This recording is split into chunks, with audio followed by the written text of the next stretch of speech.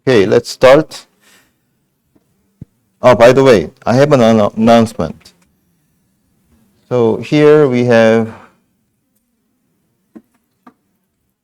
a template for the report.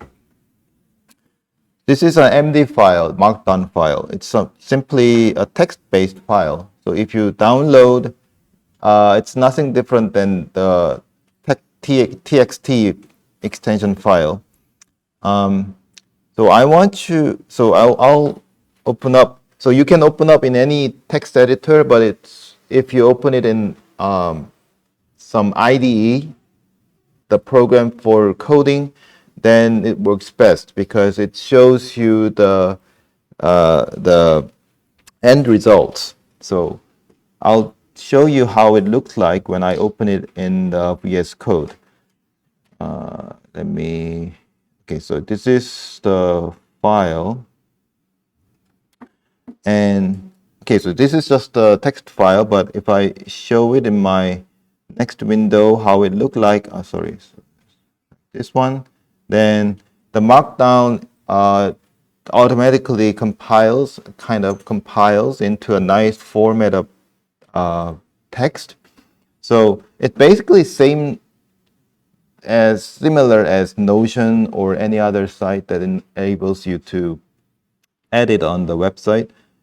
So I want you to write down your report in this file, okay? The problem is if you want to attach an image, then you have to upload the image together with this file. So for example, I will show you how to do it. So this part with an arrow is the comment. So you don't need to, I mean, you can delete, but it's okay to leave it here. It doesn't show it on the right. So on the project number, you can write down the number of your project and simply the number, your project title or whatever the title of your report goes here. And there are four main subjects. So first is objectives of your project. So as I said, this report can be written individually or in a smaller group of your group. So if you decided to write one report for one group, it's fine. So it has to be an objective that everyone agreed. And if you try something on your own, or if your objective of your project, even if it did in a group, is different from someone else, then you can write your own objective here. And this objective must be clear and very detailed, okay? So I'm not asking your objective is like vaguely understanding whatever that concept is. Your objective must be very clear and detailed, okay? So for example, if you're doing the first project, the project number 1 about the CAPTCHA, your objective must be something like, I want to create something in order to do something based on what theory or whatever the mathematical background, and I'm going to use this, or I'm going to apply my result in somewhere else so that I can see what the effect is, something like this. So it has to be really clear, and it has to be aligned with your result. So if you got the result and you have to later compare how your result is aligned with your objective at the beginning. So in the second heading here, we have a mathematical background, and I'm not asking you to write everything down in this text. So you must write the relevant facts, relevant mathematical backgrounds to your project. So if you use the rotation matrix heavily, then of course you have to understand how the matrix multiplication, how the rotation matrix works, and you have to write down the core part of that rotation matrix. And also, I'm not asking you to write mathematical stuff detached from your work. So I want you to write something that is closely related and also in the format that anyone reads your text can follow smoothly to the path down to the end result of your report. So everything must be perfectly aligned and perfectly attached and interacting each other. So that means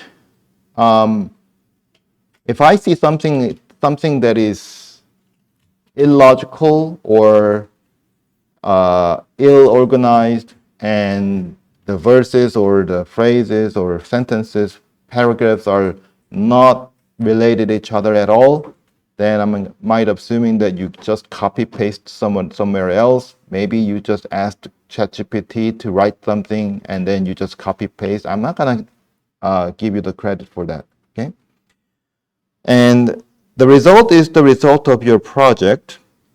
And I'm not saying that you just copy paste your code.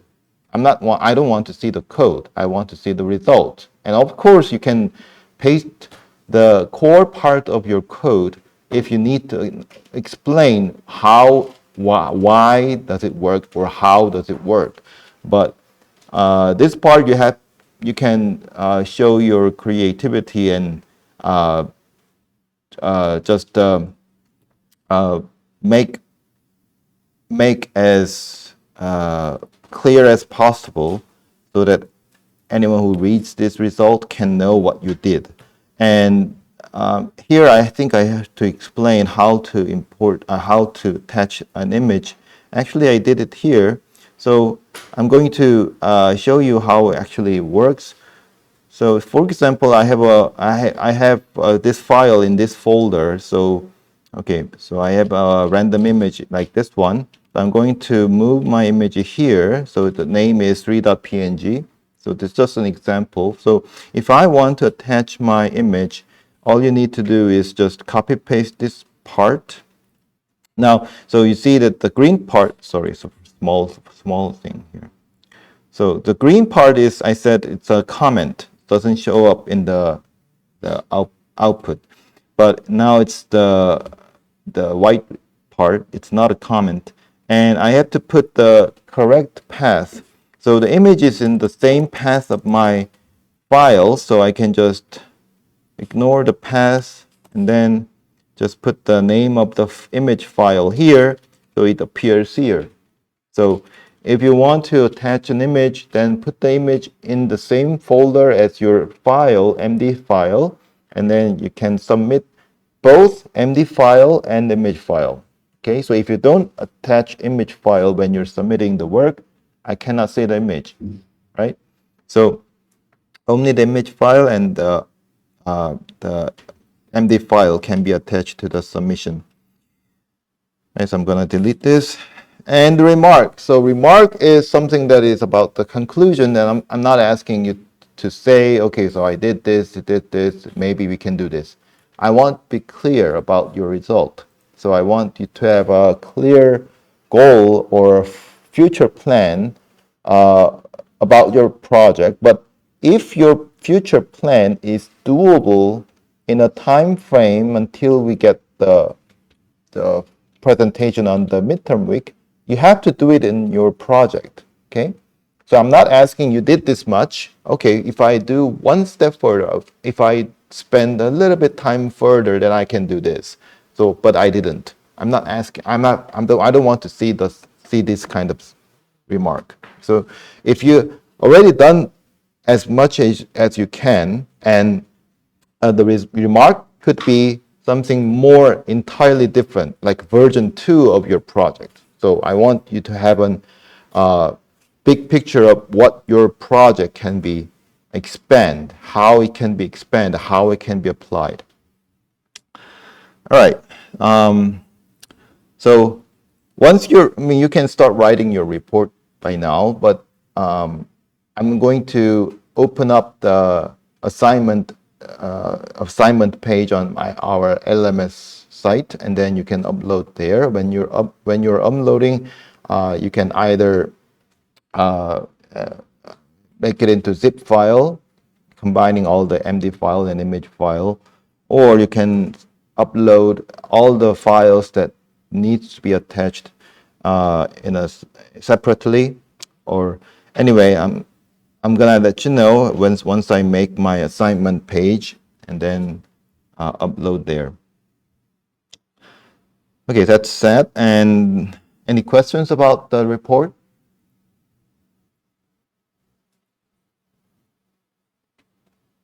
Okay, so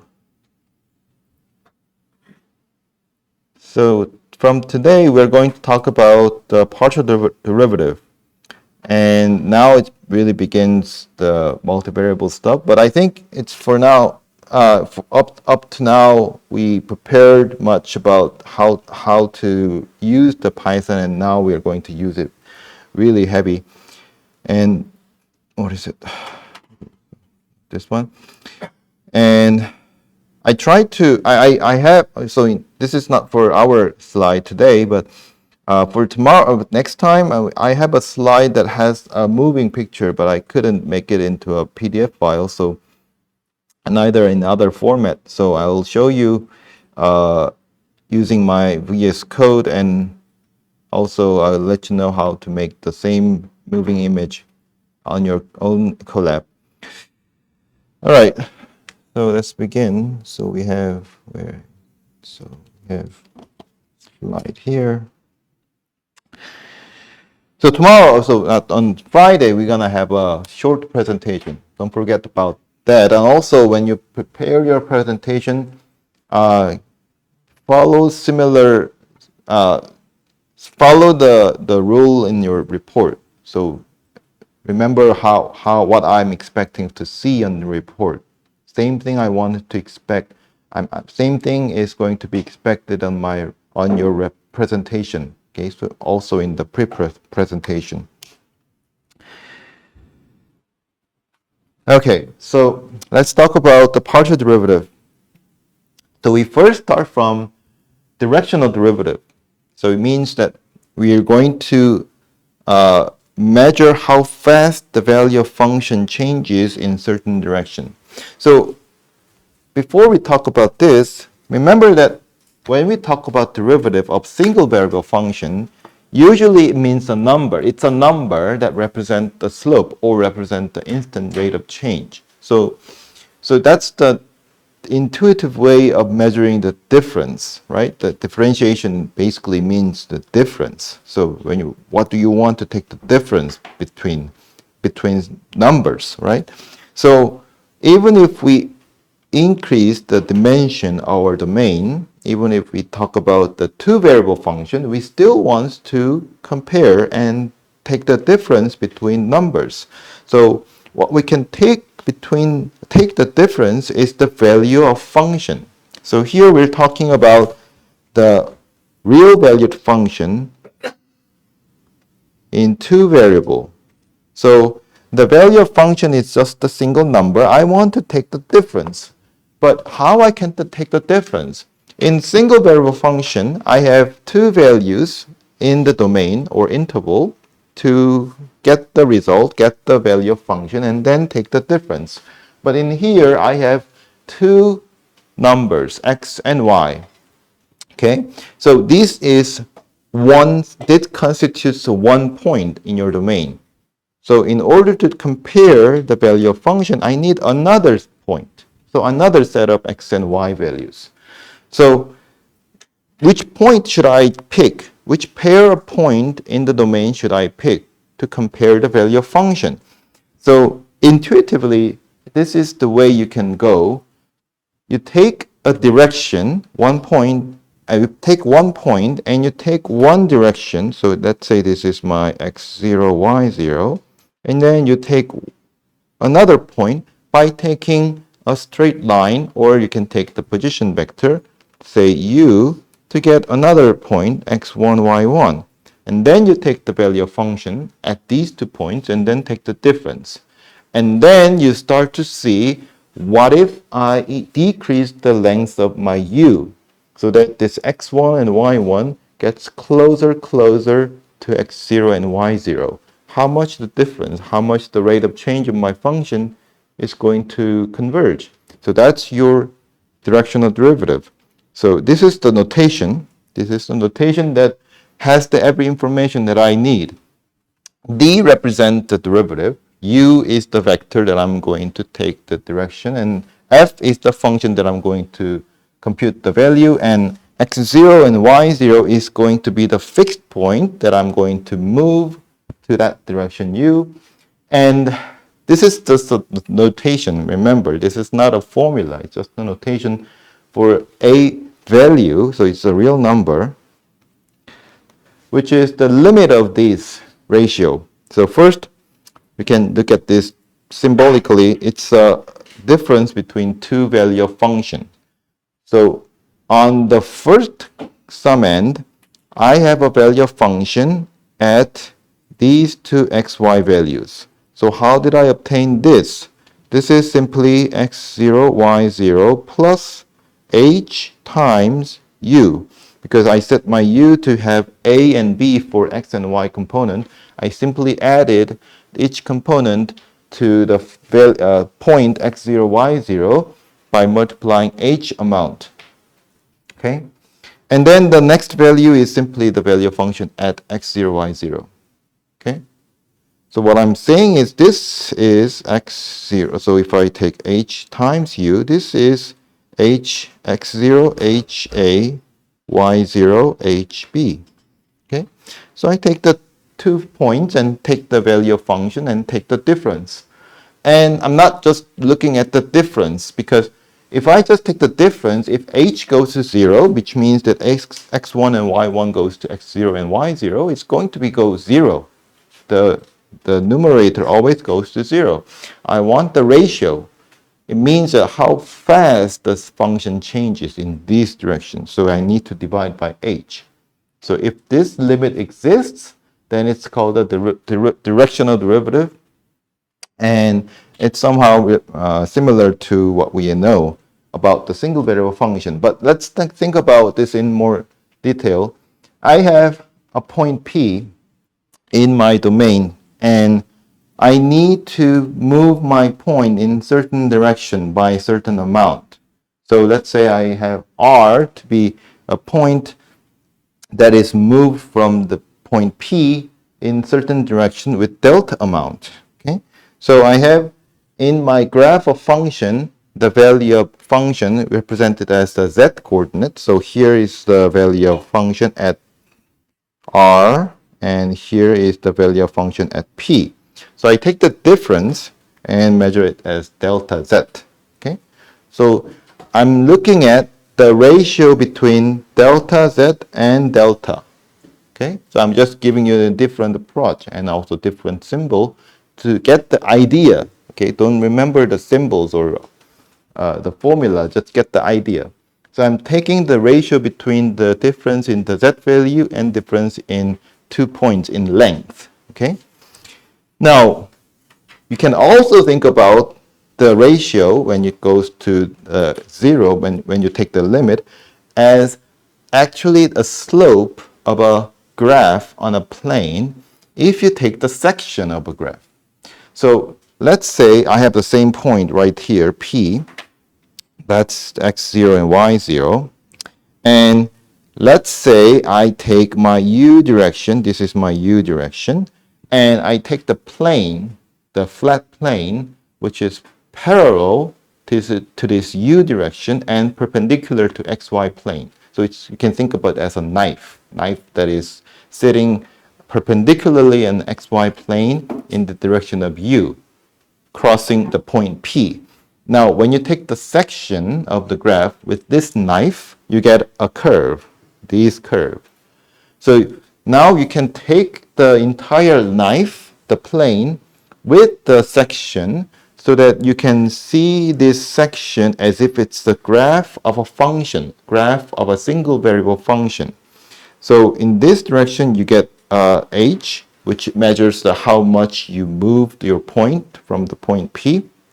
And this direction is a z direction. So in some sense, you can think of this as a function of h, because and also the value of function is represented as z coordinate. Because it's the same thing. So you can say the function f of h, no, so this might be a different symbol, but let's see, h f bar, if I may. So f is the two variable function. I want to make a formula for this kind of picture. So it's given by f of x0, ha, y0, hb. So I simply take the value of function at the point, from the point P, when I move to the direction of u by h amount. So simply this is my function. And you see everything is constant, which is predefined. x0, y0, a, b are just defined previously with as a, and doesn't change. The only thing that changes is the h. I'm moving my h. I'm moving my length. So when I take this single variable function and take the derivative at h equals to 0, that's the derivative, directional derivative.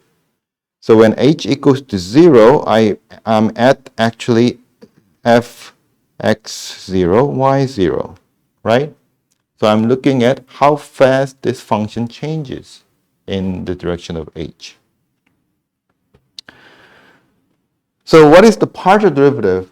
Partial derivative is the directional derivative, simply taking the direction in x and y. Okay? So if you take the direction of x and y, you get the partial derivative f of x and f of y. So you just need to know, the partial derivative is simply taking the rate of change of function when you simply change the x coordinate or y coordinate, leaving the other coordinate as a constant. So think about this one. So partial derivative in terms of x, you're looking at the function, the section of a function, graph of a function, by cutting this graph into with a knife that is parallel to the x-axis. So you're simply looking at the difference between these two values by changing the x coordinate slightly, and then see how this ratio goes. I want to see the difference. I want to see the ratio. Now, the same thing for f of y. And let's think naively here. You can say that if I take the y coordinate as a constant in this two variable function, then I can consider this y as a real constant, right? So when I take this ratio, when I take this limit, y doesn't do anything. The y coordinate, even if the y symbol is there in the formula, since I plugged in specific number y0 in the place of the variable y doesn't serve anything, and it's just as the same as the constant. So it's it's the same thing that you get when you assume that y is a constant. So this is something that the derivative of f prime h when f of x, when you consider your two variable function is a single variable function, assuming that your second variable y0 is a constant. Okay? So I'll give you an example. So let's try to take the derivative or partial derivative of this three variable function. So we can actually generalize this three variable function, doesn't matter. So think about how to take f of x, the partial derivative in terms of x. It means that, okay, so I need to choose, let's see, I need to choose some point here. So let's say I'm taking a partial derivative at these points, x0, y0, z0. That means I leave my x0, I leave my y0 and z0 stays the same as y0 and z0 the entire time. Okay? So I can imagine that this is just a single variable function having y and z as a constant. So it's really the same as ddx of f prime, f bar, which is a function of x, where f of x is simply defined by this formula. And in this specific formula, we have 1 plus y0 square log x plus sine x z0, right? So here we have x in the log and x in the sine. You simply take the derivative from the rules that you know, you get the result. But overall, when you take the partial derivative, you are simply taking partial derivative in certain point, but when you take a partial derivative at every point, then you cannot just ignore y and z as a constant. It's a variable, so you shouldn't forget that you shouldn't get rid of y0 and z0. So I'll do it together and then you can do it next one. So let's take the derivative first and then try to make it into a general form. So here, this whole thing is a constant, so I don't have anything to do with this. So it's just this. And if I have a log, so it's a function of x in terms of log. So I get x plus sine x z0. And then we have the derivative inside. It's at 1 plus z0 cosine x z0. So that's your derivative. So derivative when you take it at x0. Okay, so therefore you have to plug in x0 here, x0 here. So that's your derivative, partial derivative at point. It's a number again. Partial derivative is not a function yet. Partial differential is the value that you measured your rate of change of function at certain point. It's not a function, but then now you can think about, what if I change my point x0, y0, z0 to move around every places? Then you can consider x0, y0, z0 as if they are the variable. So you can say that, oh, if I do this for every point, x0, x and y and z, then I can use the same formula. I can use the same method of taking the partial derivative. So it's going to be 1 plus y square, x plus sine x z, and 1 plus z cosine x z, right? So I'll give you time to take the partial derivative of fy and fz. So how about you guys take some piece of paper here, rolling paper here, and then also take the pencil, the same number of color pen as your group member currently in here. So and then try to compute fy and fz together. Okay, don't do it individually. Just write your computation in a big paper and do it together.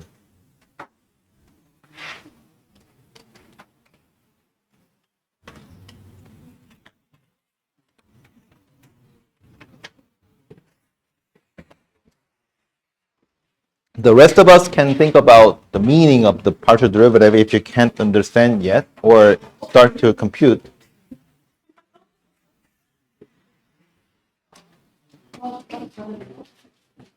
Long time no see.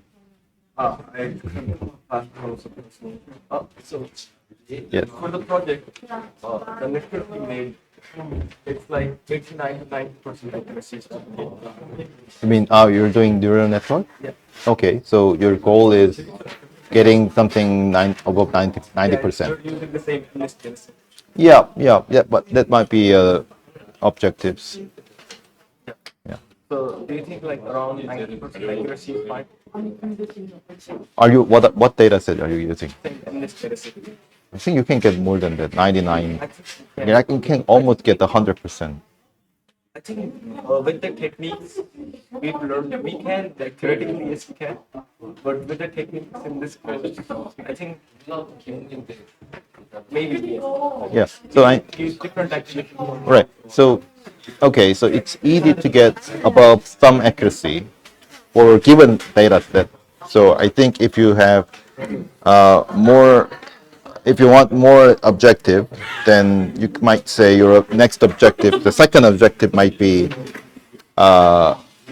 if I feed my own image of 0 and 1, then I still want some accuracy. Oh, it's not 0 and 1, it's the whole like. Oh, you're doing 0 to 9. Okay, so then let's say I want to make my own input and I want some accuracy. And I want at least this amount of accuracy when I put my own input. So maybe you can allow user to draw the image of a letter or the digit, and then make it able to feed into your model and then feed how the accurate is the result. And that might be your objective. Or at least your objective could be make a program that allows user to draw their own digit and then give the result of what the digit is. We should make a small like GUI kind of on which a person can draw and then. Yeah, yeah. Or maybe you can use Pygame or other mean of doing PyQt. What is it? It's used for GUI, making a GUI. GUI? Ah, yeah. Okay, GUI. I see. Yeah, you can. Can you make a mouse cursor movement too? Oh, I see. I think we can. So we also have to deploy our models.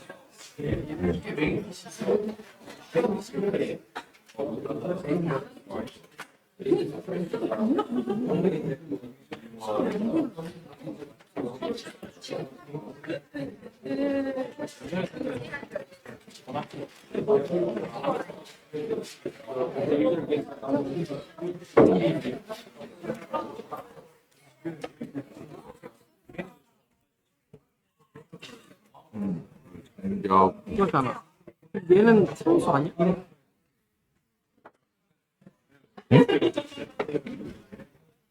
Oh, you just separate it into two pieces. Okay, so there's no y. That means it's constant. You can consider it as if it's a constant. Okay.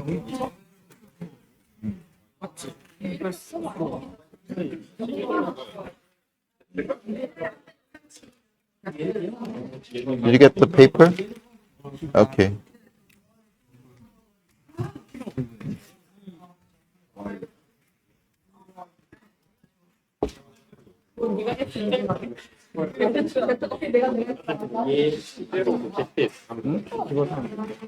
Oh, don't use this one.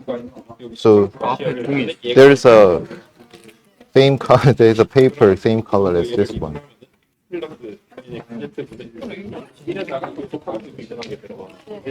강진.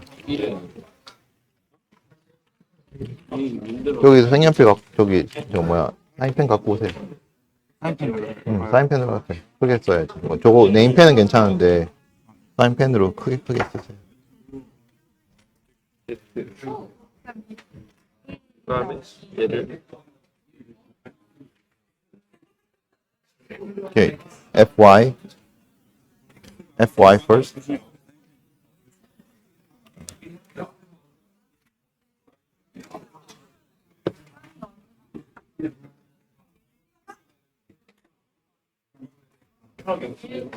네, 뭐 문제예요? 했네. 했어요? 맞아요?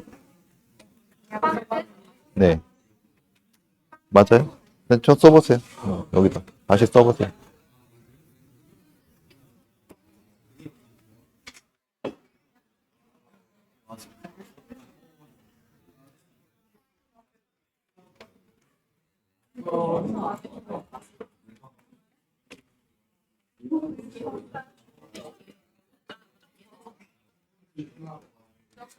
크게, 더 크게. 더 크게. 네, 크게 쓰세요. 그렇지. 그 정도 써야지.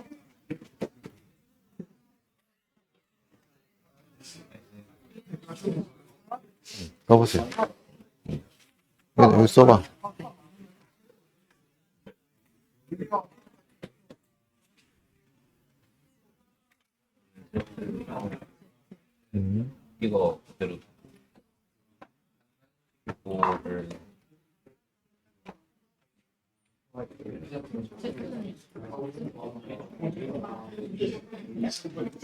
뭘 보고 있어요? 이거는 공부를 지금 가르쳐줬는데 뭘 또 공부를 해? 이해를 다 못. 뭐가 이해가 안 돼요? 이 말이 이해가 안 돼요? 뭐라고 써 있어요? 안 된다. 네. 네. 작은 변수를 상수로 네. 취급하는. 무슨 말이겠어요? 아까 fx 다시 직접 해봐요. 왜 fx가 그렇게 나왔는지. 이걸 미분하는 건가요? 네, partial derivative 하잖아. 아, 하나만 변수가 세 개인데 하나만 상수로 취급해서 하는 거예요. 하나만 상수면은 우리가 미분을 두 개가 못 하잖아. 상수. 두 개를 x에 대해서 미분을 하면 yz를 상수 취급한다. 왜 크게 쓰세요 여기다. 네. 왜 크게 써서 종이 필요하면 더 갖고 오면 되니까. fx 다시 한번 해보세요. fx. f 프라임 x라고 쓰면 돼요. 아니죠. 그러니까 이제 기호는 우리가 이제 이게 일변수 함수는 아니잖아요. 그러니까 프라임을 쓰면 안 되지만 편미분인데, 그러니까 3변수 함수의 편미분이지만 x에 대한 일변수 함수라고 가정하고 이제 해도 된다는 거예요. 미분하듯이. 일단 f 여기다 아니 프라임이 아니라니까요. 그러니까 이제 굳이 프라임을 쓰고 싶으면 아까 했던 대로 일변수 함수를 새로 정의해서 여기다 써. 완벽주의. 네, 여기다. 자, F 먼저 써보세요. F 쭉 크게 쓰고 fx는 이렇게 써요. 아니 뭐 일단 요 함수식을 써보라. 식 쓰고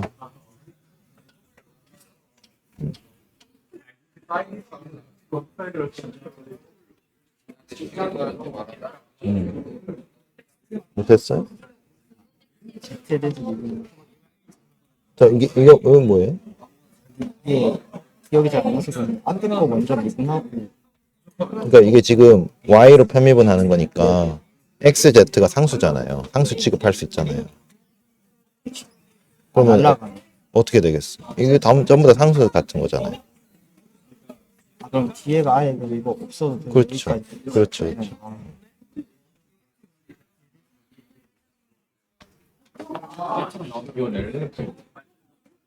사인 다 했어요? 여기?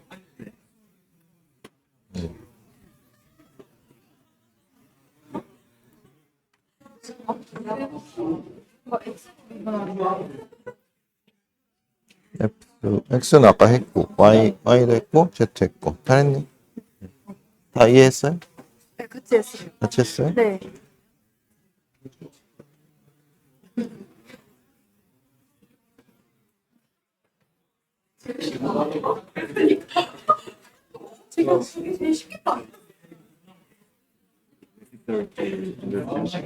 다 했어요? 여기 제로는 y도 있고 제로도 있고 이렇게 돼 있는데 무슨 말이에요 이거? 제로가 있는 것도 있고 없는 것도 있고 막 그러는데 이게 커피를 안 하는 쪽 네. 그럼 y도 있어야지. 네.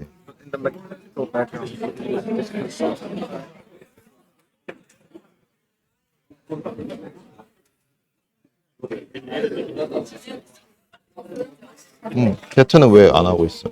생각 로그 안에 있어가지고 어? 로그 안에 그러니까 다른 거가 상수라고 생각하면 되잖아요. 이것만 미분하면 그렇죠. 이거는 그냥 상수니까 이것만 z에 대한 함수라고 생각하고 미분하는 거죠.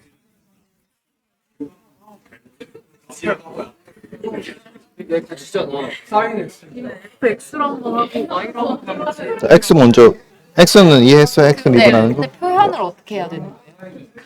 f하고 y로 해볼래요? fy sub y. 이렇게요? 네네. 아, 그럼 이거 y에 대해 편미분한다. 근데 이렇게 표현해도 되고 요거는 잘 안 쓰고요. 요거 아니면 요렇게 써요. 둘 다 네네. 표현 기호. x 쓰면 아,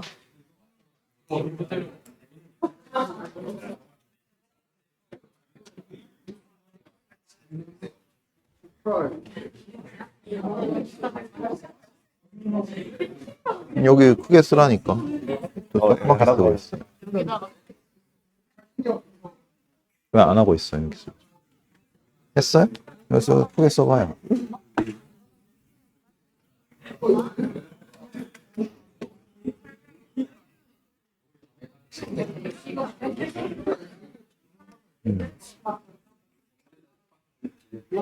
대충 잘 한 것 같네. 그쵸? 그러니까 이제 기호가 이거 이렇게 기호가 중요한데 얘는 편미분이잖아요. 그래서 D라고 안 쓰고 이렇게 컬리 D로 쓰거든요.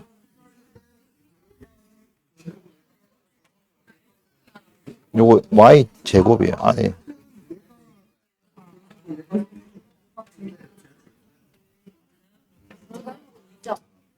이요? 아니 15요?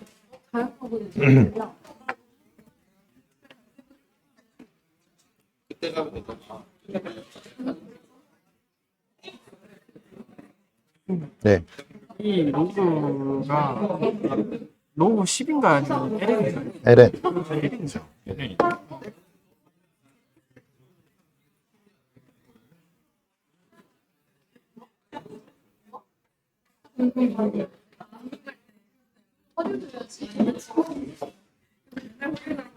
Okay, so let's talk about this together. So most of us got it right, and I think most of us got the idea right. But I need to emphasize the notation here. So we are taking partial derivative, not the derivative of single variable function. So partial derivative, we have a different notation, which uses the curly D. So it's not D, it's a curly D. So that symbol is used in many different places, but so when you have this kind of symbol, so this one, then you should assume that this function is at least two variable function, because you're not taking the single variable function, you're taking a multivariable function that contains x as one of its input variable and taking the partial derivative with x. Now let's take the partial derivative of fy together. So here, as I said, you can rewrite this as this one. So it's also, there's one more thing that I want to emphasize. When you take the partial derivative, you have to distinguish whether you're going to find a partial differential or partial derivative. What's the difference between differential and derivative? Differential is a number, derivative is a function. So when you think about the single variable function, when you take a derivative of single variable function, you simply take the slope, right? Rate of change. But when you take the derivative, it's a function whose values are differential.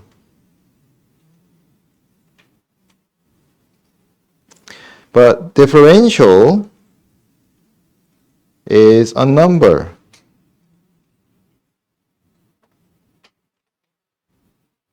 Rate of change. So here's big difference. Now we're not talking about single variable function. We're talking about partial derivative and partial differential. So what is the partial differential? It's the rate of change. In some sense, it's the partial rate of change, meaning that we only want to see the rate of change in certain direction. Okay?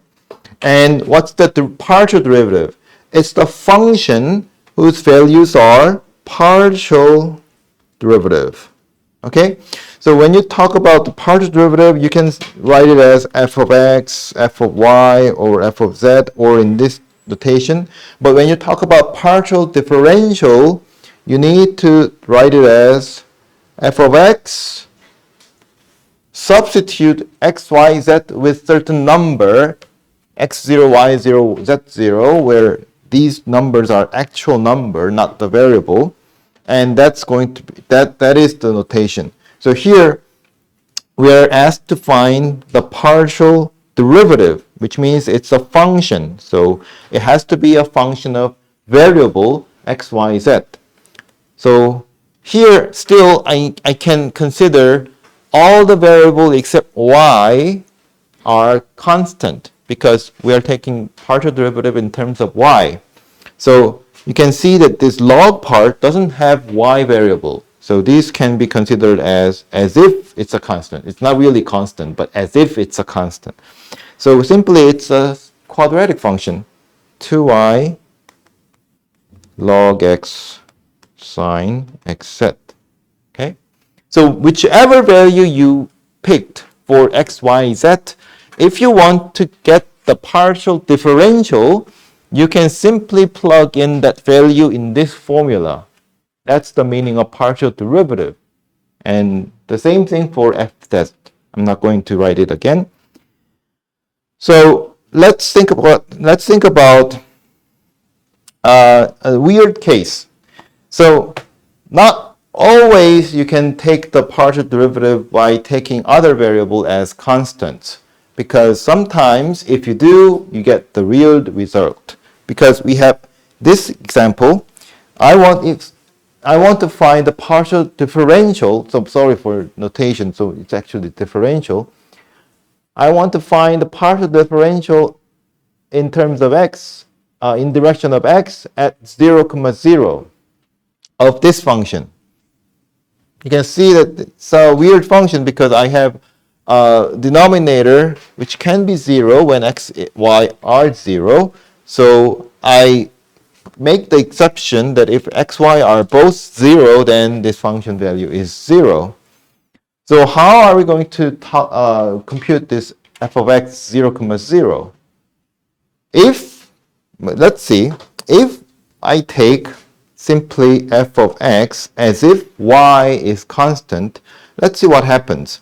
Okay, so I want to take this formula and then just to take the partial derivative the same way we did. So 2y sine whatever and plus x squared plus y squared and cosine whatever, and then I have to take the derivative inside. Let's make it this way, so whatever here. Now the problem is if I do this way and then I use this formula to compute the partial differential at 0, 0, I cannot plug in 0, 0 in this formula. Why? Because I have something that becomes 0 in the denominator of the ratio, right? I cannot plug in 0, 0 because it becomes 0 in the denominator. And of course, this f of x only applies when x and y are not 0, right? So I cannot just plug in 0, 0 here. So if I want to compute this, there's no way other than applying the definition of the partial derivative. So what is the definition? It's the limit of the ratio when h goes to 0. Now our point is 0, 0, so I want to take the difference between fh0 and f00 and take the ratio, right? So I only changed the value of x coordinate from 0 by h. So what is it? If I plug in y as 0 and x as h, what I get is h squared sine 1 over square root of h squared. So I know that f00 is 0. That's because how we defined it. And then I divide by h to cancel out these two. So I have h times sine 1 over h. Well, of course, h absolute value, but doesn't matter.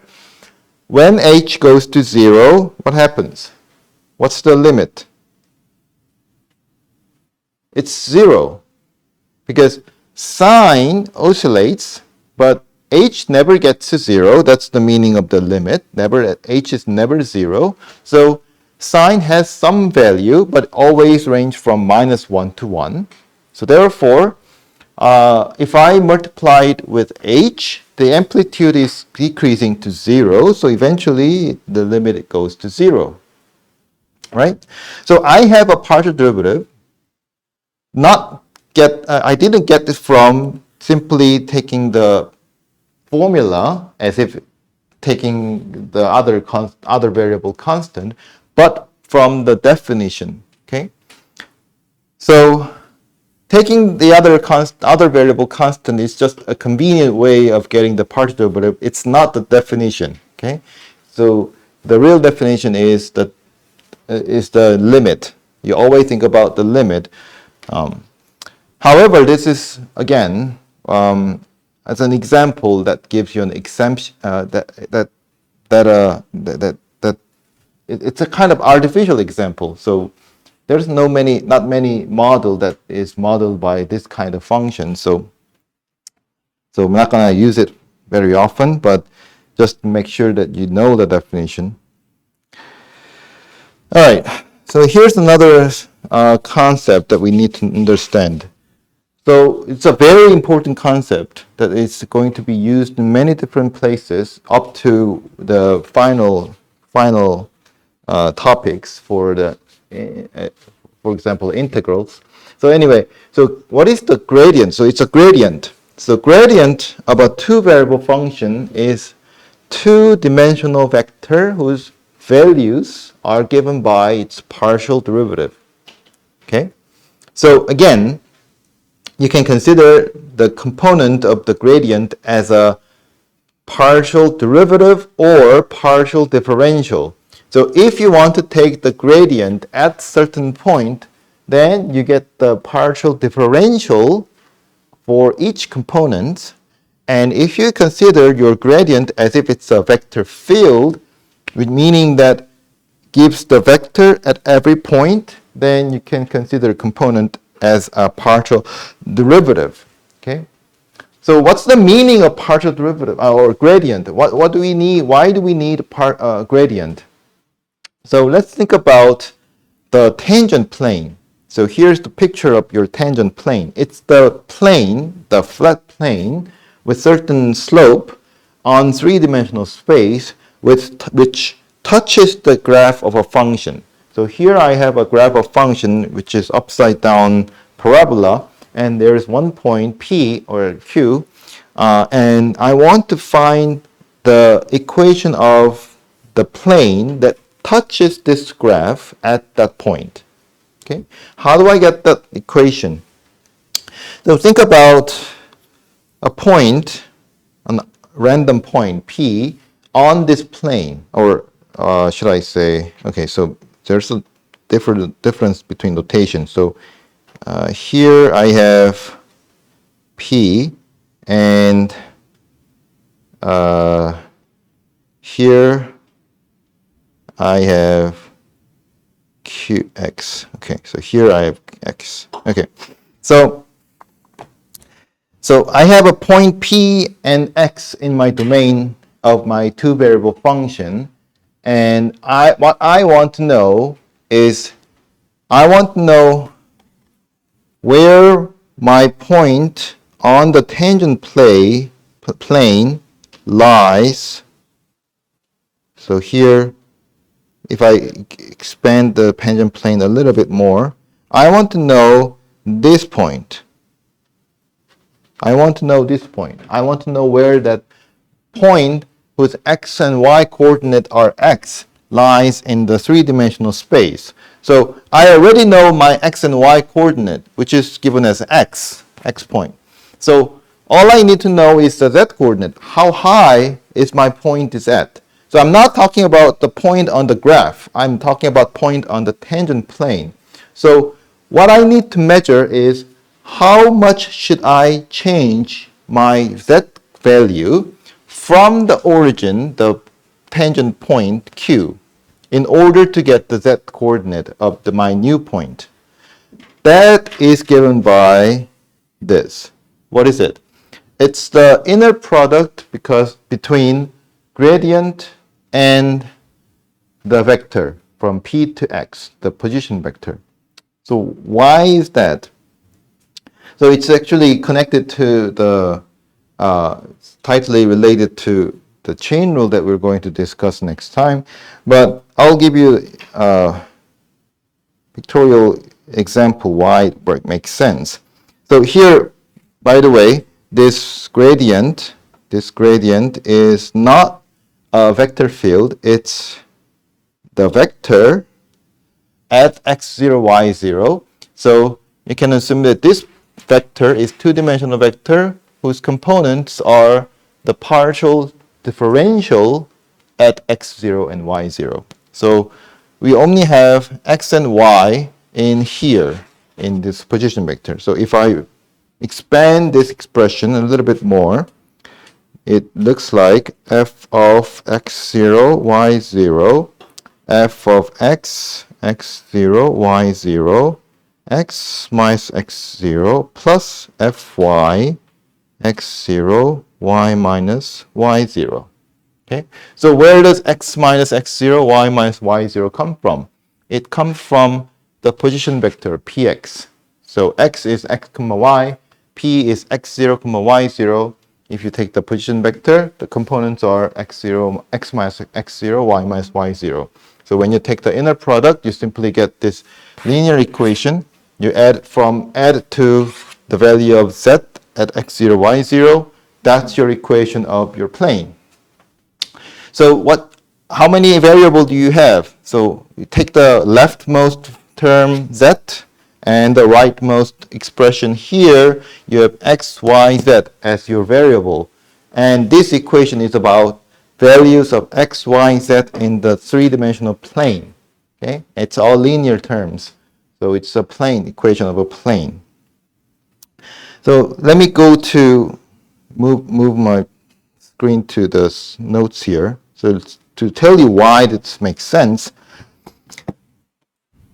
So I'm talking about the plane. So this is my plane in three-dimensional space. And let's say I have point P on xy plane, x0, y0. And here is my x on the same xy plane. So I want to, let's see, I have x, y, z coordinate or axis here. And I want to say, okay, if in order to get to the point x from P, I need to move my coordinate in two paths. So one path is moving my point P to P prime by taking x 0 plus x minus x0, and then take the y coordinate, leaving the x coordinate the same, and then this becomes, so this whole thing is just x, and now I'm taking y0 plus y minus y0. So it's an obvious calculation, but you have to think of this way in order to find out how z values changes. So now let's try to think about how it makes sense here. So if I change my x coordinate, I move in certain directions on my plane. And also if I change my y coordinate, I move certain direction in the plane. So I split it into two paths, and each path represents the change in my z value. So when you talk about the tangent plane, it's an infinitesimal change. So when I change my x value and y value, it's represented as the partial differential on the z-axis. So if I move in x direction, the rate of change of my value, let's say this, let me exaggerate a little bit more so that I can show you the difference. So here is the difference between the value of f at p and p prime. That's called z1, and that's going to be the same as f of x, x0, y0 times, so I'm going to write this as delta x. Okay? Why? Because I only moved my point P in direction of x by delta amount. I want to see how much my value of function changed. So it's roughly same as the rate of change times the amount of change in x direction, right? So that's how much I changed my value. And then from p prime, I want to move my point to x. Okay? So then I need to measure how much the z coordinate changed, and that's going to be delta z2, so that's a notation. And how much it is changed? So I should not say it's equal, it's approximately equal. It's approximately equal to f of x0, f of y, x0, y0 times delta y. Here, delta y is this one. So since I changed my y value by delta y, the rate of change is approximately the same as the rate of change at the point P in direction of y. And then if I want to measure the difference between z coordinate, then I just multiply this rate of change to the amount of change in the y direction to get the actual change. So combining these delta changes, delta z1 and delta z2, I get the entire change. So delta z is delta z1, delta z2, given by f of x, x0, y0. So it's not equal, but approximately equal to f of y, x0, y0, delta y. Okay. However, we're talking about the plane. So they are actually equal, but I'm not saying that it's equal for every type of the plane. But here we are talking about the flat plane, so it's always equal. Now, let's now go back to our situation here. So what we are trying to measure is the final z coordinate is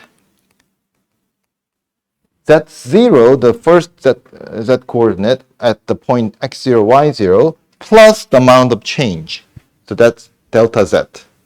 So how should I split it into two pieces? z0 plus delta z1 and delta z2. So what is delta z1? Right here, when I move in the direction of x. And what is delta z2? When I move into the direction of y. So that's the second term here. So that's our z value. And this gives you the tangent plane. And how this, now we go back to the meaning of the gradient. How we can write this equation in a simpler form by using the inner product between the gradient. Of course, there are better, more important meaning of the gradient, but this is one of the meaning, one of the use of the gradient. And you can think about the tangent plane in different way. So the first approach is more direct and intuitive way, but you can also use your geometric conception of three-dimensional vector and think about this way. So I have a point P on my domain, and let's say I take two paths on this two-dimensional region, C1 and C2, moving in a constant unit speed in direction of x and y respectively. And then I want to see the curve on the plane following this C1 and C2. So D1 here has the same path on xy plane, but it runs over the graph of function, and D2 the same.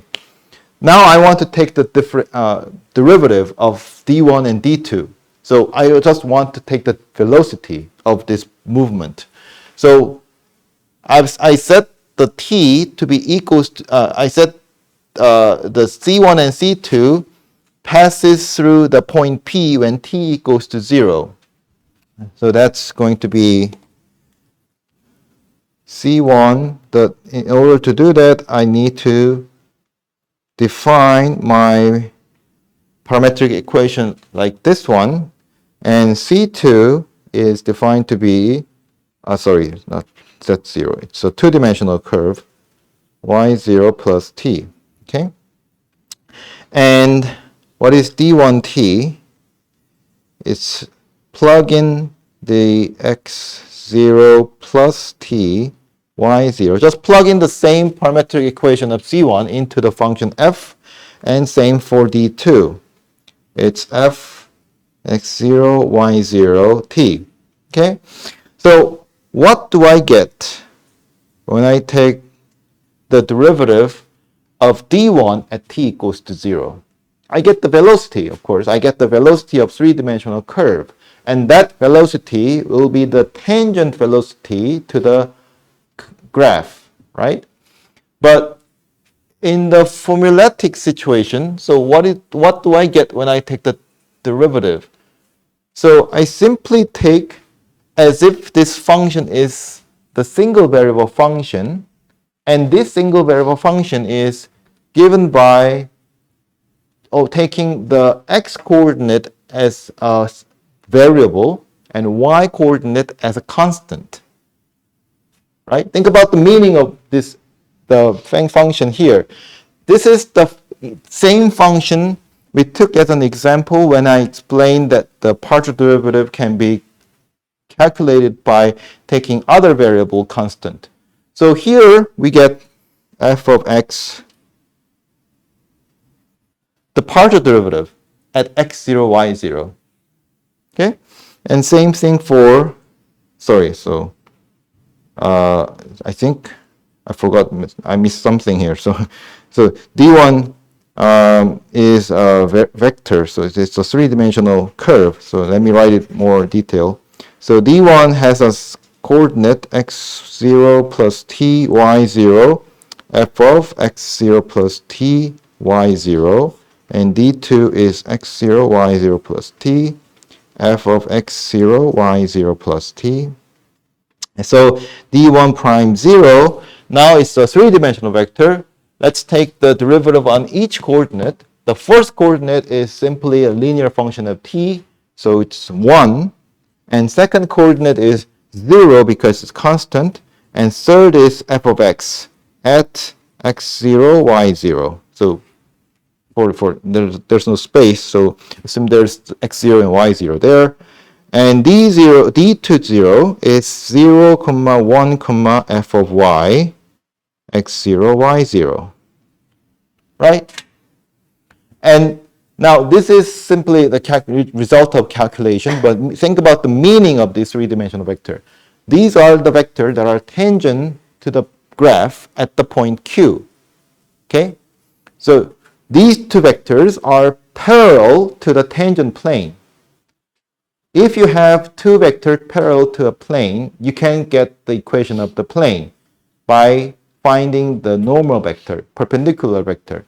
And how do you get the perpendicular vector? You just take the cross product between two. So this one is d1 square, d1 prime, and this is d2 prime. If you get the cross product, this is your normal vector. And once you have a normal vector, how do you get the equation? Simply take x minus x0, y minus y0, z minus z0. That's your vector lying on the plane. So this is q and this is x, where x is here x, y, z. And if you take the qx position vector and then inner product with the normal vector, you always get 0. Right? So if you expand this equation, you get exactly the same equation in the previous slide. So, well, there's no gradient here explicitly written, but you can see how the component of gradient or the partial derivative works in the finding of the tangent plane. Now let's talk about a little bit different situation. So far what we want to do is, what we are doing here is trying to get the concept, generalize the concept of differentiation. Okay, so in the single variable function, you have a concept of differentiation, which is same as getting the differential. But what if, what is the meaning of differentiation or differentiability of the two variable function? So I'll give you the formulation, different formulation of differentiability of a single variable function. So in the single variable function, the derivative is defined to be the limit, like this one. Now, let's say I have a linear approximation like this, x0 plus f prime x0, x minus x0. Okay? Then you can turn this identity, f prime, it's an equation about f prime, as this one. So let's put this one on the other side. So this is going to be h f of x0 plus h minus f of x0 minus f prime x0 x minus h here. And then now let's try to rewrite, so this equals to 0. So the equation about the differential is exactly same as this equation. I just simply took this part and put it on the right, and then I put it inside of the limit. Okay. So and then let's reinterpret the h. H can be considered as the difference between x and x0. So I can rewrite. So I don't have a space. So maybe write it here. So if I take h to be x minus x0, when h goes to 0, that means x goes to x0, and this is x minus x0, and above here, it's f of x, right? H is different between x and x0. X0 plus h is f of x, and f of x0, and what is the left? So we have x minus x0. Okay, equals to 0. So the differentiability or differential, the equation about differential can be written as this form. So having a differential or differentiability is same as this equation is true. So let's make a small modification here. So instead of minus minus, I'm going to make a parenthesis here and then make it plus in between. So what is the thing in these big parentheses? That's your tangent line. That's your equation of tangent line. That's your Lx. Okay?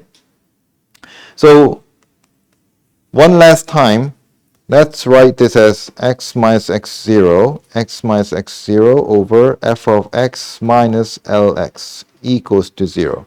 So this is the differentiability of single variable function, meaning that if f has a differential or differentiable, then it means that there is a linear approximation, linear line, which has the difference between the linear function and the original function, and take the ratio between the point x and the original point. This ratio goes to 0. So in some sense, in the numerator, you take the error between the function and the linear approximation. So you want to approximate the value of function with the linear equation. There should be an error, but this error is decreasing faster than the difference between the point x and x0. That's the meaning of differentiability. So when your error of your linear approximation decreases faster than the speed of the point approaching to x0, then you can say it's differentiable. And also there is a differential. Same applies to the second two variable function. Oh. So I didn't mention this. Oh, so here, differentiability. So we say that a function is differentiable if you have this equality. You have linear approximation, linear equation. So Lx is given by x0, y0. It's the same thing as the plane equation that touches the point, touches the graph. So f of x, x0, y0, x minus x0, f of y, x0, y0, x minus y0. Okay, so that's your linear equation. And you can use this to approximate the value, actual value of function near x0, y0. But there is an error, so this is the error. And if the error approaches to 0 faster than the speed of the point xy approaching to x0, y0, then you can say the function is differentiable. That's the same concept as the differentiability of the single variable function. It's a very mathematical definition, but it makes sense because if you have a differentiability, then what you want to do is you want to approximate the value using the differential. So you see, you have to understand, this is more important than knowing all the details. The purpose of learning or doing this differential or learning the calculus is trying to approximate a function. Okay? We're trying to approximate the function. Okay? By what? We're going to use the differential and use the linear equation to approximate. Okay? Differentiability ensures that your linear approximation is accurate enough that it's faster, its error goes faster than your inputs. So input are deviate from your original point. Okay, so you're having a standard point, fixed point. You want to find out the value of function that is deviated from that point. Okay? Of course, if your point is at the standard point, the fixed point, then you know your value of function, but you want to know how far or how big is the difference. If difference is too big, you can take it as an approximation. But differentiability ensures that the errors are not that big. Okay?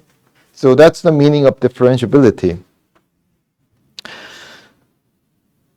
I want to show you some example here. So let me use some code. Let's do it together.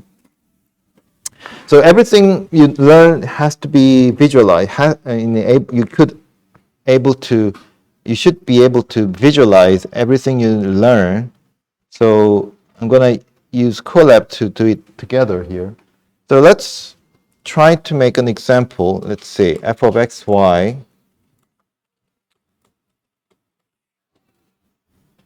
maybe it's better if I take the upside down parabola, like this one. So let's try to graph this together. So I'm going to define a function.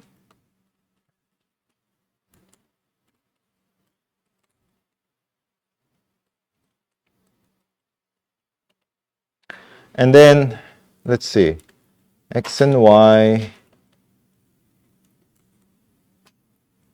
x1 minus 1, 1, mesh grid, and then I'm going to, okay, so plot up here, t,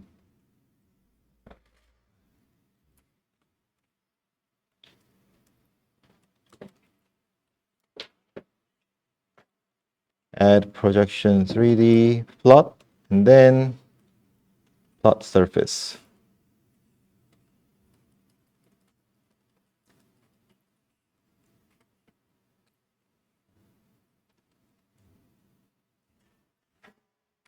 I'm going to plot, give you the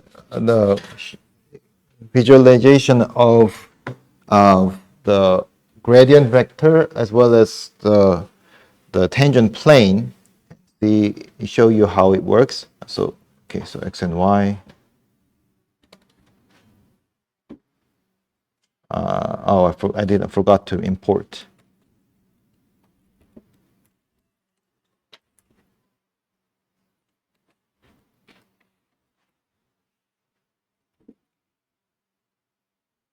Okay, here is your parabola, upside down parabola. So now let's pick a point. So let's, for example, pick point P equals to 1.1. 1,1. Okay, that's my point. I want to compute my, let's see, gradient, for example. I want to compute the gradient. So in order to compute the gradient, you need to compute the partial differential, right? So as I said, you can take a partial differential with your hands, but in practice, you have to find its ratio and the limit, right? So let's try to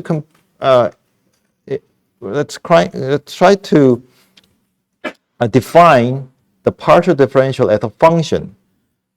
So I'm going to define a function called partial. So this f is a function, p is the point, and I is the index. So I need the index of I in order to say in which indexed variable do I take the partial derivative? Okay. So in this case, okay, so for example, I need to take the amount of change in my domain. So let's take a small change, so maybe 10 to the minus 10. So it's quite small. I cannot make arbitrarily small because if I take too small value, then the float type data is considered as 0, so I cannot take arbitrarily small. So and then let's take Q to be the point P plus so I'm simply assuming that our function is two variable function, so I'm going to do this. So EPS times NP array okay, so I need to define the E first. Sorry, so I'm going to define zeros, make it 0, and then I'm going to set my ith coordinate of my vector to be 1. So in that case, I get the ith standard vector. So it's the vector whose coordinate is all 0, but one coordinate is 1 when it's ith position. Okay. So then I'm going to multiply here E with the EPS. So it serves as H. So if you don't want the APS, then you can change it to H. And then I take the difference. So you can use either, so I think it's going to be confusing for some of us. So I'm not gonna use this notation. So I simply take the value of function at Q and value of function at P, and then take the ratio of these two and return it. Simply I take the point Q in as the point moved from the point P in direction of EI with the distance of EPS, the epsilon. So that's my point.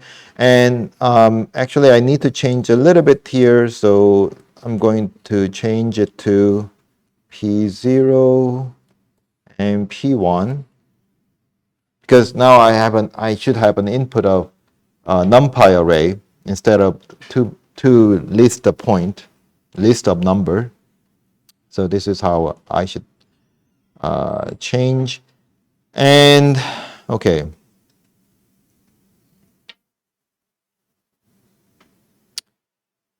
I think that's a little bit makes problem here. So f of xy.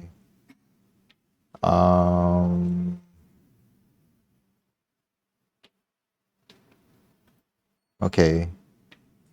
So let me change it to here. So x squared 2 minus y squared. Okay, so here. Now that it makes sense, I think that I should put it. Okay, so now I think it makes sense. So there's no error here. So yeah, so let's define our gradient. So gradient is going to be lambda. So it's a gradient for the function f, simply. So it's a numpy array, two-dimensional array, whose partial derivative, well, components are partial derivative of f at point P at 0 and partial derivative of a function P at P, of function f at P at the second coordinate, the index 1. So I want to test out before I proceed. So if I plug in the point P, so there are many P's, but if the P's is defined within the boundary of definition, then it's not the same P outside. So when I do this gradient P, this P is the P I defined here. Okay. So if it's confusing, then I can move it to down here. Okay. So that's okay. So maybe print P. Okay, so you can see that it's minus 2. You have some remaining terms, but you can ignore this because it comes from the error, because we didn't really take the partial derivative as if we're taking as by hands. We just take the numerical estimate of the ratio, rate of change. So you can almost take it, consider it same as minus 2. Okay, now it works. So since we have a gradient, let's try to graph a function.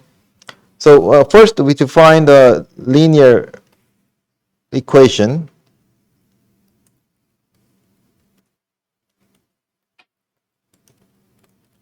So linear equation is the equation of a plane, right? So let's try to make into, let's see, function. Okay, so the function value. So P is the base point. So this is the point where the tangent plane is tangent to the graph of a function. And then what I want is, I want the gradient P dot, so this is the two-dimensional vector. What I want is the inner product. So I think it's NP dot gradient P, and with what? NP array x minus P0, y minus P1. Okay. So let's try to graph this. Yes. Okay, so NP dot is going to be 1 by 1 matrix, but I'm not sure whether it works, but let's see. Let's try out. I hope it works. That doesn't work. Okay, so doesn't work. I think, all right, so in here, gradient P x and y. Oh, that's why. I see.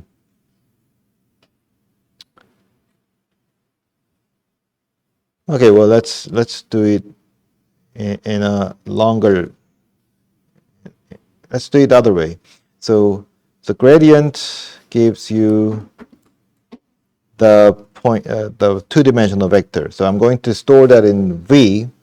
And then I'm going to use that right away to compute my point. So what is the first coordinate?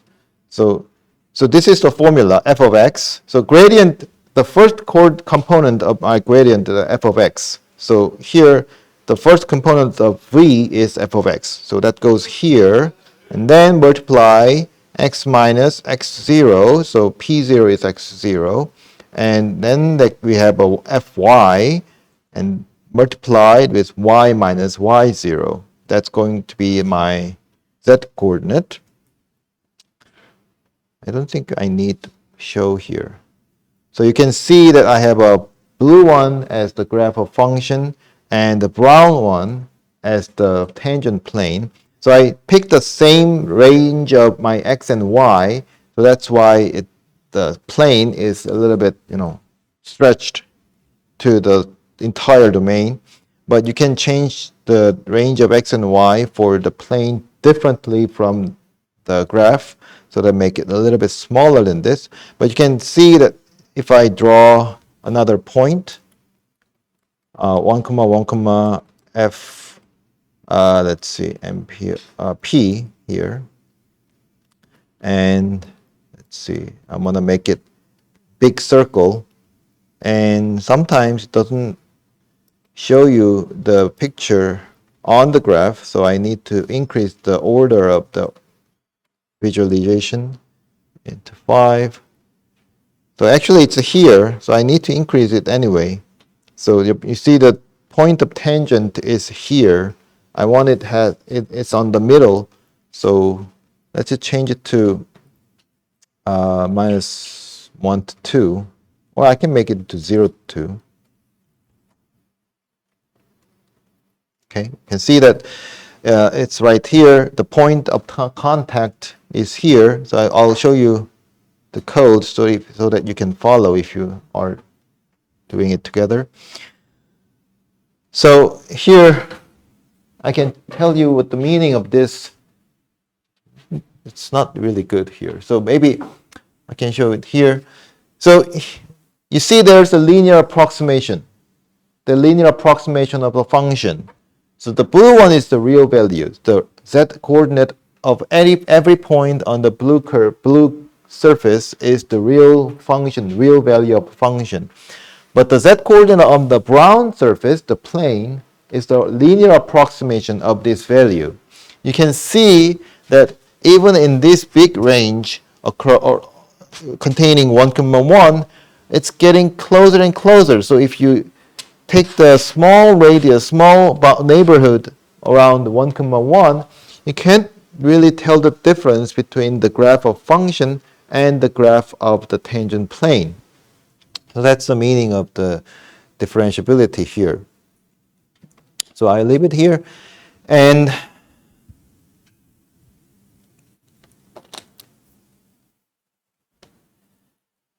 okay, we have a little bit more time, but I'll make a note here.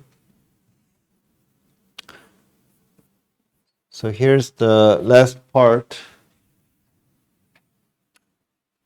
So far, well, I'm not saying it's complete. I'm not expecting you completely understood all the concepts yet, but so far we discussed many concepts from continuity, partial differential, differential, and so on. Okay, so most of the times, the function that you're dealing with are going to be the type that satisfies this statement, first one. So it says the partial derivative f of x and f of y are continuous at the point, or on every point on the domain. So what does that mean? As I said, partial derivative is another two-variable function. Same as the single variable function. The derivative of single variable function is the function. Okay, so it's another function. Okay, same thing in this case.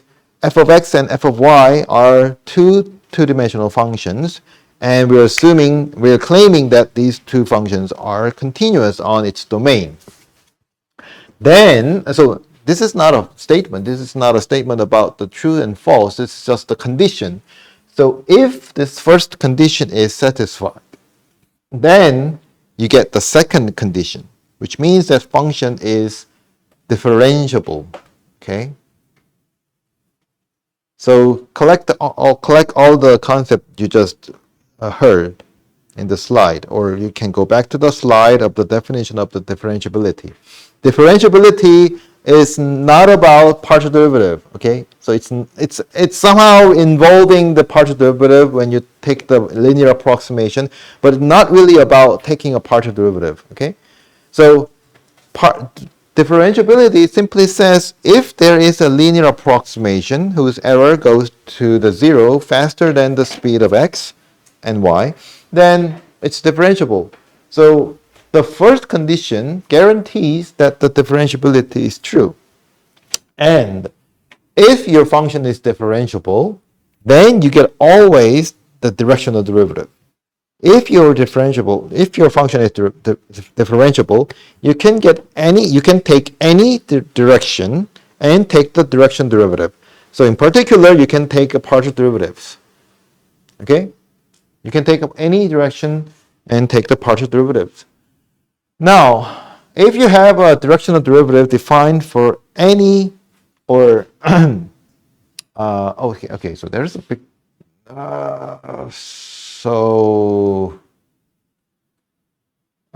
okay, so there's a typo. Sorry, so it's not 3 to 4. It's 2 to 4. Okay. So it's if the function is differentiable, then it's continuous.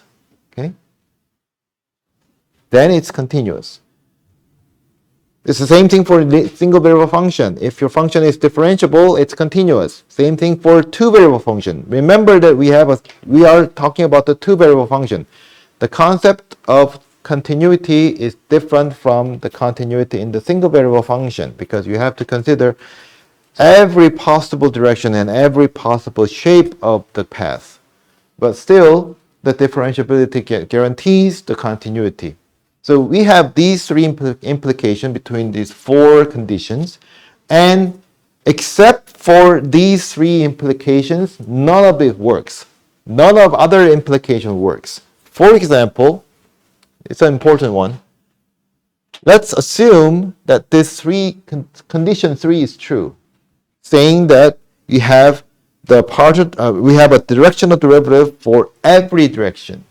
So it means that you can take the rate of change of function in any direction at that point.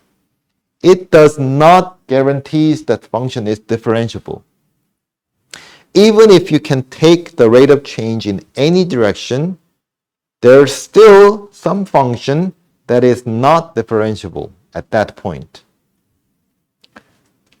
And of course, the continuity doesn't, in a intuitive sense, it shouldn't imply the differentiability. And as I said, looking at all the counterexample of other implication, it's the mathematical stuff. So I'm not going to go deeper into this, but you have to remember that whenever you're trying to take the partial derivatives and trying to get something from its result, if you have this first condition that your partial derivatives are continuous, then everything is okay. But if it's not, if you don't have this assurance, then first, you don't have a differentiability. That means you don't know whether the directional derivatives are always defined, and sometimes you don't know whether it's continuous, so everything it collapses. So be careful about doing this when you're trying to take the partial derivatives. Okay, so before I finish, I just make one remark that I uploaded. Where is it? So this is our new one here. So I think it's okay. So the last time we talked about the differential equation and how to visualize or how to numerically solve the differential equation and then visualize it as a spring oscillation and the pendulum motion. So not in the section 3 part, Okay, so not in the section 3, on the section 5 on September 27th, you can go to the Colab page and see how it works in your Colab.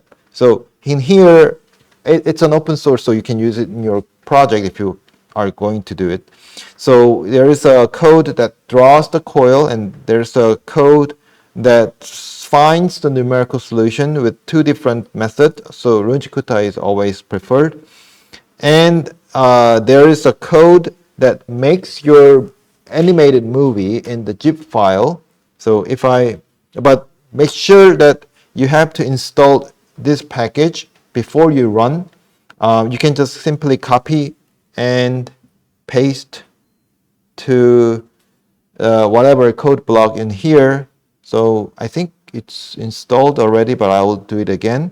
So when I do this, then, okay, maybe I have, oh, I don't have it.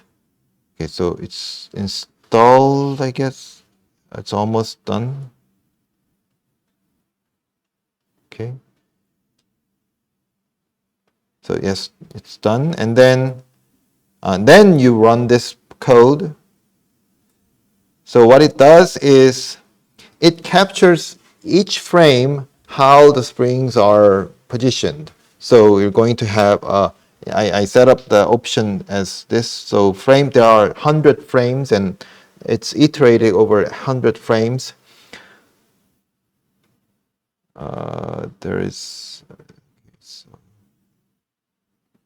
It should be saved here.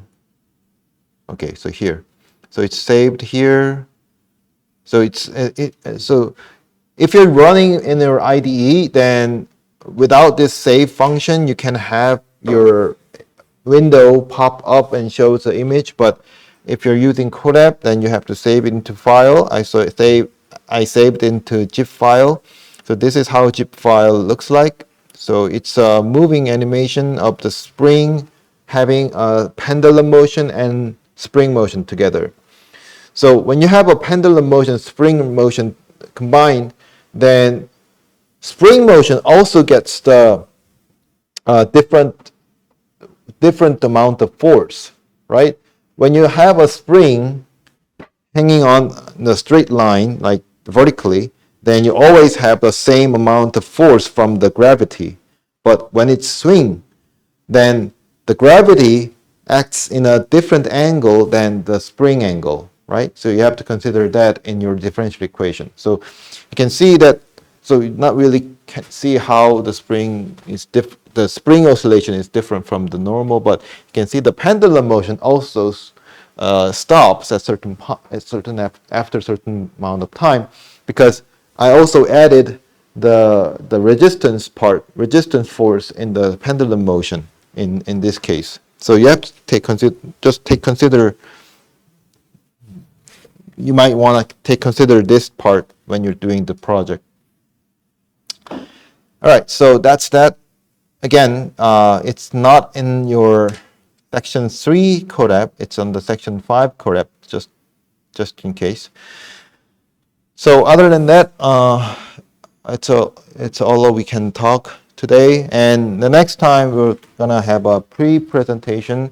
Make sure that you upload your work on the Notion so that we can just open up the Notion page and then give a presentation right away. And let me know if you have any question. And before you go, make sure you collect the title and then a name tag and the group name tag